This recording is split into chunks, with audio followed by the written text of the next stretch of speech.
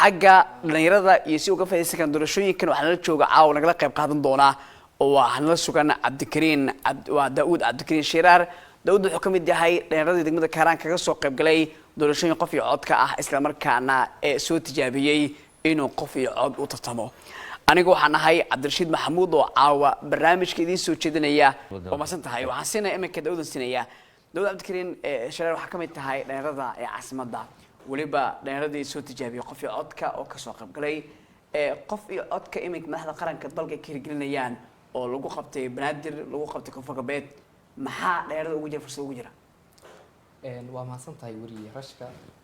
aniga horta doorashadaas qof iyo codka waa ka soo qayb qaatay inkastoo aan ku soo bixin degmadaas Kaaraan ka soo tartamay laakiin tartankaas aan tartamay ayaa waayay aragnimo ii ah marka da'deeda la fiiriyo iyo inaan ahay qof mustaqbal leh iyo qof siyaasadda rajo weyn kale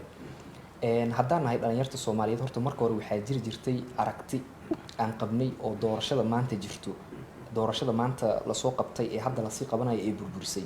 aragtidaas waxay ahayd qofka siyaasadda galayo waa inuu yahay qof da'diisu ay weyn tahay 40 iyo wixii ka dambeeya aragtidaas waxay ahayd qofka siyaasadda galayo waa inuu dhaqaale badan haysto aragtidaas waxay ahayd qofka siyaasadda galayo waa in